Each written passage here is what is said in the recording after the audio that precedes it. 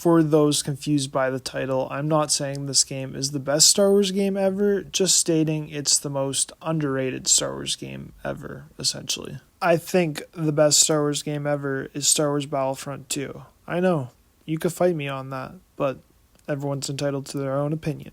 Let's get into the video now.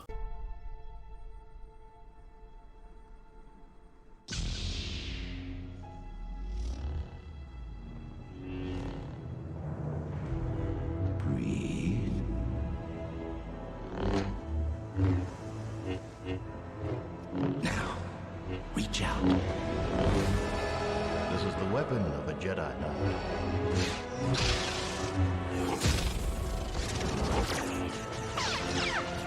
An elegant weapon for a more civilized age. Look, good against remotes is one thing. Good against the living, that's something else. Take it. Find your friend.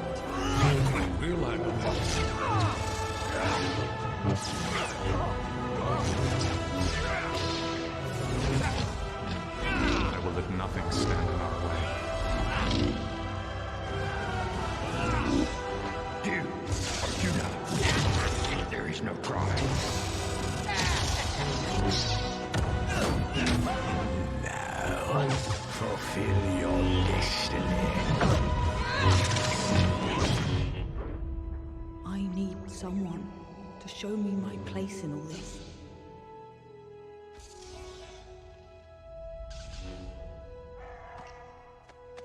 LEGO Star Wars The Skywalker Saga. This is the only game where you can play all 9 main Skywalker Saga Star Wars movies all in one with a lovable TT Games fun twist to it. The free roam here is crazy. You can go to 24 different planets in this game and explore what they have to offer and take ships to space to travel from planet to planet, even to space stations like the Death Star. The game runs at a solid 60 frames per second the whole way through while playing it, aside from some ships flying overhead in the distance, which sometimes drops down the frame rate to 30 frames per second, but you're only going to notice that if you're up looking at those ships. Every LEGO piece within this game is rendered in a way to make it look real. At first, I thought this was ray tracing, but turns out it's just incredible rendering. The gameplay changes the way it plays versus other LEGO games, offering a third-person over-the-shoulder perspective and unique combos you can perform varying on your character class you're playing on. The Jedi and Sith lightsabers and other objects can be thrown with the Force, and you can use the Force and saber attacks to combo enemies to achieve a higher attack score each time you attack.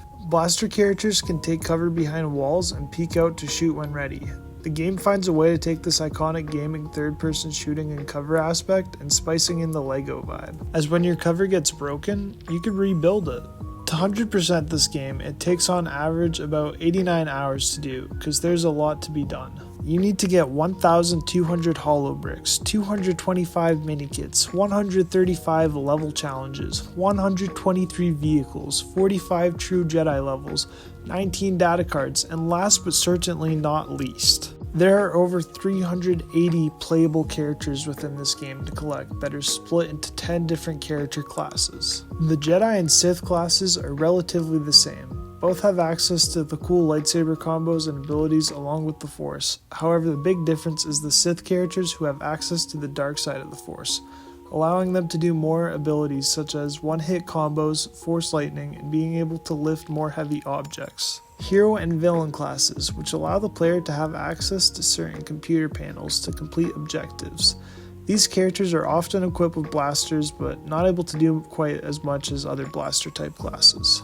The Scoundrel class basically allows players to have the Deadeye ability from Red Dead Redemption. Scoundrels also have special side missions only they can do of smuggling cargo from planet to planet, just like Han Solo, while exploring the galaxy. Similar to the Scoundrel class, the Bounty Hunter class is the only other class to have their own side missions. In these missions, you hunt down people throughout the galaxy and collect their bounty, getting you more money.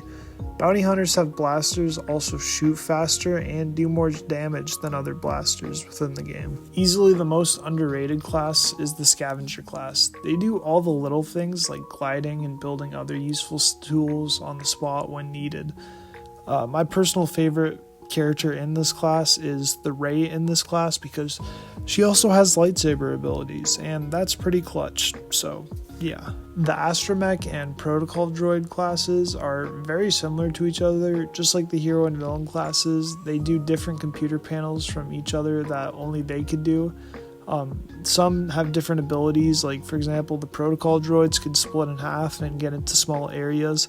I mean, some of the astromech droids could do that, like BB-8 and stuff, and then obviously with the astromech droids they could do some stuff that only people with blasters could do, like swinging from point A to point B with a grapple hook, or pulling yourself up somewhere, or pulling something down, all similar stuff that only blaster people can do. They could do it too. The last class, and definitely the least one, and is easily the most useless one, is the extra class. This is for characters like Jabba the Hutt or young baby Anakin. Characters like that who really can't do anything, but they are iconic, so they need to be in there. I'm pretty sure the coolest character from this class, in my opinion at least, is the Rancor, because who doesn't love traveling across planet to planet as a Rancor just destroying things? I mean, that's every kid's dream. Something that I cannot let go under the radar within this video is the set pieces. Every cutscene, every mission, every small detail hidden through the planets just truly puts you in the world of Star Wars. It takes all these iconic set pieces and it like makes them look like it's all Lego, even if it's clearly not Lego. I don't know how to fully explain it, but in past Lego games it's sort of just like, it looks like you just put a Lego character into just an average video game map. It just doesn't feel like you're truly in a Lego world, where this game does. Even if you take away the Lego characters that you're playing as and you give an animation style similar to the world, this game still looks great. Like I said, I thought there was ray tracing within this game, but it's just incredible rendering to make the plastic of everything look real.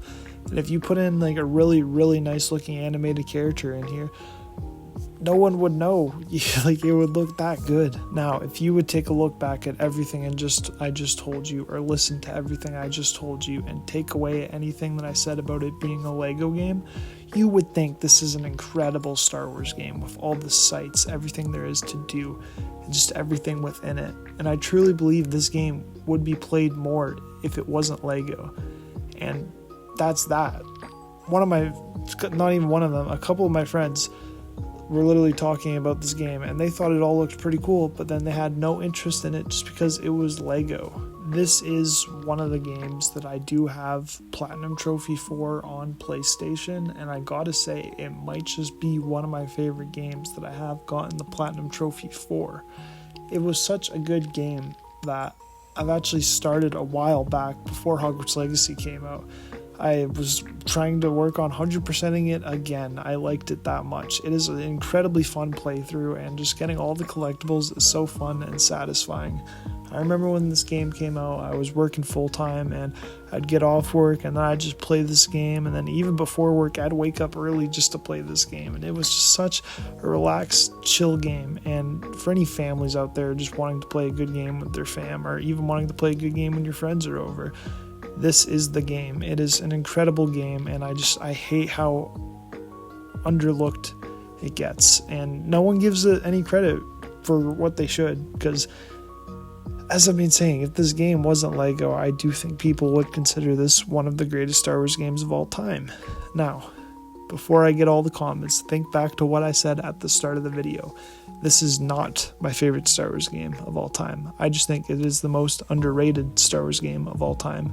You have all these games like Knights of the Old Republic, the Star Wars Jedi games, the Force Unleashed games, and the new Star Wars Battlefronts and the old ones. And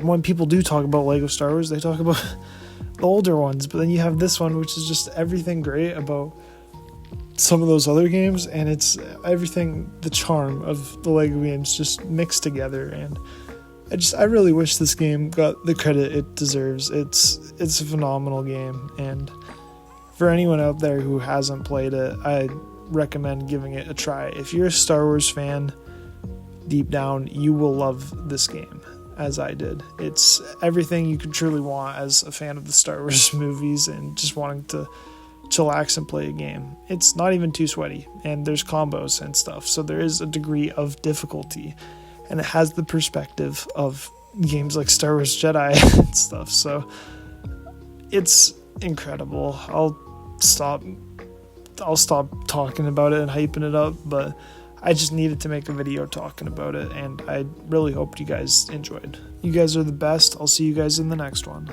Execute Order 67. Yes, my lord.